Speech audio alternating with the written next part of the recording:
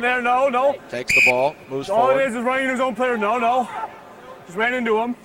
And an obstruction call assessed by Al Klemp, and it's going to be a scrum to Uruguay. So as if Chile is running out of opportunities to give the ball away, they find a new way this time. That is to have an obstruction call, a scrummage to Uruguay. Put it. Well, those are just two wasted opportunities when you have the free kick. And you can't pull the scrum down. And now Uruguay once more on the attack. Nice little movement. Again, Uruguay, as they have, they spent all the time in this first half inside the territory of Uruguay. And off to the races they go again. The Uruguayans, that's Campomar, who plays without a numeral on his back. And Juan Campomar scores the third try for Uruguay, and all of the makings of a runaway. No, you drop that. And the Uruguayans just taking advantage of every opportunity. See, here's the quick tap penalty. And I look at on the outside. This is the try scorer, Bolante. Oh, bends back, still manages to get the ball back. Maybe marginal knock forward. And number 5, good offhand. And Campomar dives in for the try in the corner, and it's been all Uruguay so far. And the conversion kick just a bit wide, so the score stands at 19 points for Uruguay, none for Chile. Just under 2 minutes remain in the first half in this bowl quarterfinal here in Los Angeles, California. And you're the Chile coaching staff. You're wondering, gosh, maybe we should just kick the ball deep. Well, they kicked it away enough. Uruguay settles in. Nice take that time by Westenek for Chile. Trying to mount an offense and sustain it today. Down on the deck goes Jaime Olfos. And again, a turnover. Uruguayans going to have a chance to take advantage. I think Al Klemp, the referee, cannot catch the ball, so he gets out of the way. Once again, here's the try scorer, Campomar, trying to make something happen. Ball thrown forward, so advantage to Chile. We'll come back and have a scrummage when we resume. Scrum. Well, I could see where the Uruguayan player was a little bit confused. The referee's jersey is not a whole lot different than his teammates. Yesterday, Chile was deviled, Brian, by the fact that they do not do well in the tackle. And again, the point of contact today has become a problem for Chile. Just turn it over. It was out, then it came back in. Makes you wonder about kicking. That might be their only salvation at this point. No, they weren't. And they turned the ball over again. It was a put into Chile, but the Uruguayan scrum just drove him right off the ball. 19-0. On the mark there, yeah? Roughly a half minute remaining in the opening stanza. And Chilean trying to put their defense in line, but another break. Here we go. Nice little pass back inside to Campomar. Uruguay again attacking. They went down on the ball. The obstruction call against Uruguay, so Chile dodges a bullet. And now the team in red has an opportunity to move forward. And that was a good call by referee Al Klemp. The Uruguayan defender, he was there first, but he went straight to floor, and that created the penalty opportunity. This is a perilous place on the pitch. You wonder, Brian, if Chile would be well served. They just knocked this thing to touch and end of the half. Instead of handling the ball down here, they've got a penchant for turnover. And Uruguay is right knocking on the door right now. Yeah, but Chile needs points. If they don't get a score here, I think it's going to be over. And you know, every time you get... There's another one of your turnovers. And mercifully for the Chileans, this first half has come to its conclusion. Our score in Southern California, Uruguay 19 and Chile none. It's already out. And they came again. Yeah, I'll watch it.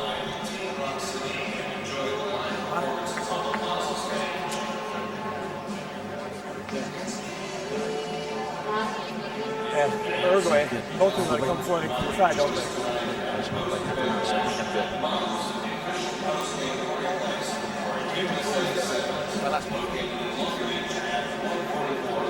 Y tener más entrega, que no hemos tenido ninguna entrega.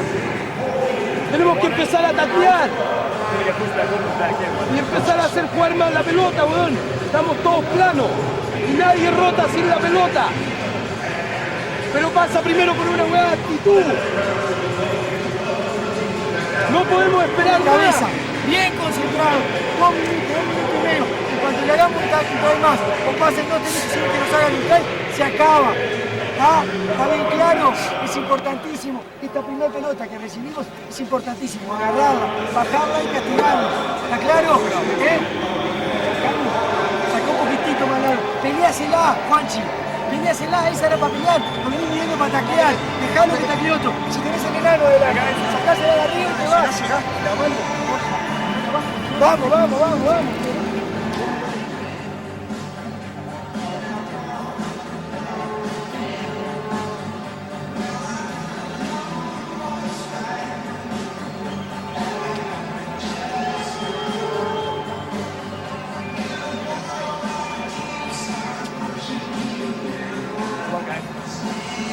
Okay, we're good to go.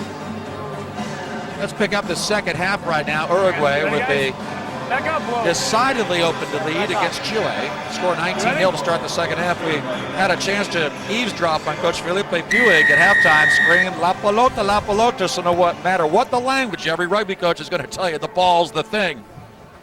And Uruguay right back inside, attacking the Chileans. Okay. Another mishandle. Brian, this has been a real problem for Chile under pressure. There's another knock, so Uruguay playing with house money right now with advantage. And we'll see how far out complex this proceed. Looks like this Chilean side, they didn't even show up today. I mean, Vestanek, their best player, hasn't touched the ball but once or twice and hasn't really done anything to get himself involved in the action.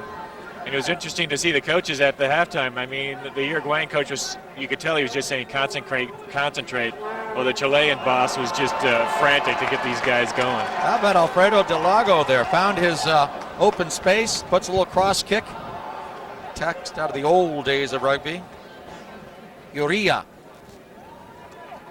And a little ball tossed forward on the tackle, so Chile will, for the moment, stave off another attack by Uruguay. Scrum.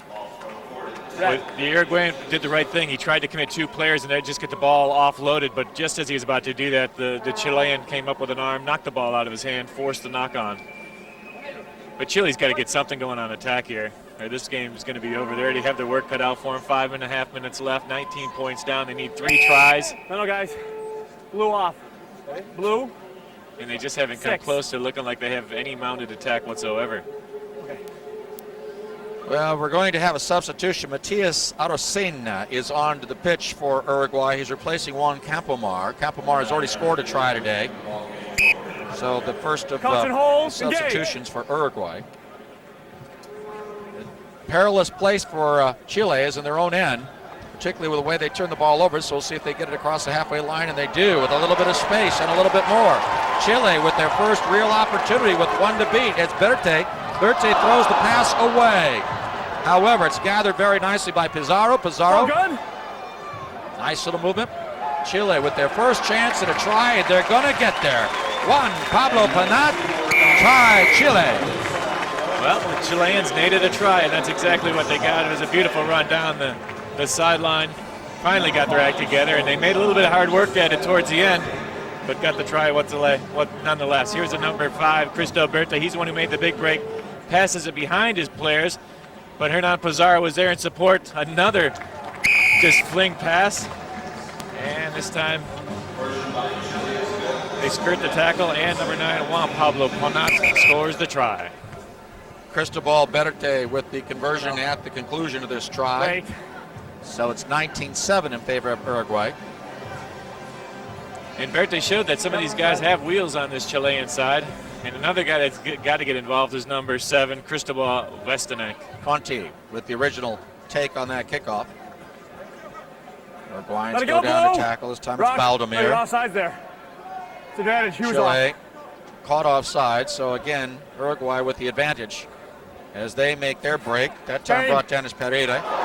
And it goes the other way. Here's a mistake. Bushman headed toward the sticks. He's down, and he is going to try right now for Chile. And Brian, what was a very sleepy affair a few moments ago at 19-0 is now a 19-12 Donnybrook. Well, I think that halftime scolding by the Chilean boss got this team fired up. There's a nice interceptor right up the middle by Francisco Bushman. And here's the interceptor right here. While in the tackle, that's a perfect time to poach, and that's exactly what Francisco did. Goes right through the sticks. With 2 good possessions, no pressure. And Verte with the conversion Dayline, no pressure. brings great joy to the Chilean side. Tristan Shori, very pleased that his team, down 19-0, is right back in it. They trail by 5, 19-14. Boy, I tell you what, the tide can turn quickly to 7-a-side rugby. Get your hands off the ball. Bring it. Come on, guys. No, Scrum come on, nothing. to Chile attacking. So, Brian, just a moment ago, Chile was down 19-0, had nothing going, and all of a sudden they're down by 5 with a scrum opportunity at the 22. And that's exactly what happened last time they packed down this year. The Chileans got to dig deep. They got to just support this ball right now. Look at the ball got turned over. That was a bad break. Nope, he's going to give it back. One more chance for the Chileans, but they got to really, that front row's really got to bind down. That's better. Even that's contested as the scrum halves do battle. Nice play by Matías Arocena. And look at that right down. You talk about how quickly, lightning quick change here as Chile's Hernan Pizarro is underneath the stick. Brian, they've scored 3 tries in the last 2 minutes of play. Well, that scrum got a bit wheeled and got a bit congested, but Vestanen comes out with it, and then he just sees his man wide open, Hernan Pizarro, again, right through the middle. That conversion kick, unlikely. Cristobal Verte, the unlikely leaders now. Chile have answered a 19-0 deficit with 21 unanswered points, and they take the 2-point advantage late in the game. And that was just beautiful communication there. Pizarro, he saw that post right in front with no blue jerseys. And Vestanen did a great job getting in the ball. And Chile right back there. Uruguay scored all of their points in the first half. Here's their chance to answer on the scoreboard now. Boy, do they need it. Nice take. Play on. No touch. Uruguay trying to mount an offensive. Martinez. Right here. Arocena. Pulling. And a penalty against Chile. And we may have a yellow card. This would be devastating to Chile if it is, in fact, what Al Klemp is going to do. Yep. Chile's Edmundo Olfos is off, says Al Klemp, and that effectively will keep Chile down a man for the remainder of this match. And I think Chile should have pulled number 3, Edmundo Olfos, earlier because he really hasn't added much to this Chilean attack whatsoever. Nice play by Chile right there. Beautiful defensive effort. Now they just got to take their time. If I was Chile, I would take all the time I can. Kick the touch. That'll kill another 30 seconds off the clock. There's a good call by number 8, Francisco Bocheman. He wants to go for touch. And it's going to take about 30 seconds off the clock as they meander down to that next line out. It's a beautiful decision. Well, Brian, I think you're right. I think Uruguay is going to need to make a take. This is a line out to Chile after the penalty kick. And it's really going to come down to this line out. There's no injury time that's been assessed here in this half. Chile playing down a man, but they have the line out, and they're inside the Uruguayan portion of the pitch. Well, this is working perfectly.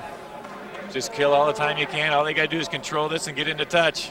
They do. And the Uruguayans are caught offside. I think you just run this ball into touch and you're done. Yeah. My goodness, what a comeback by Chile. Hats off the Chileans. I told you they were going to win. I don't recall that. Early on. Okay. Uruguay with a 19-0 lead at halftime, and the second half was all about Chile. 21-19 is our final score, and Chile advances in this bold quarterfinal here in Los Angeles. Once pressure against the physical side. Watch for the wing for Uruguay here, Giuria. He's put on a powerful performance. Finally, with a referee in tow, we got 15 on the pitch. 2 teams of 7 and a ref, and here we go. The United States with the first take. Witcher, who's had a very handy time of it this weekend, gets it to Sean Pauga, and the former All-American out of the University of California touches down for the United States. Try for the U.S., and that gets a lot of attention in the Southern California market. Well, we'll take that one with Dave early. Fantastic. That is great. That is coming from Sean Pauga, back in the game after an unfortunate shoulder surgery from against Japan in the 15s. Sean, who made it to the last cuts for the Minnesota Vikings last year. Here we see it, right from the kick. Up goes Which, fantastic take, pulls it down, ball over the top, and power right through the tackles, and then an acceleration. A big man, that's a 250-pound individual who was flying down the middle of the field there, and right between the posts. Conversion was good, wasn't it, Dave? Absolutely. John Buchholz makes it 7-0. You're talking about Sean Pogga. Most people might know that he played All-American status for the University of California in rugby, but also in gridiron, a Pac-10 level. That's right. Linebacker, and he's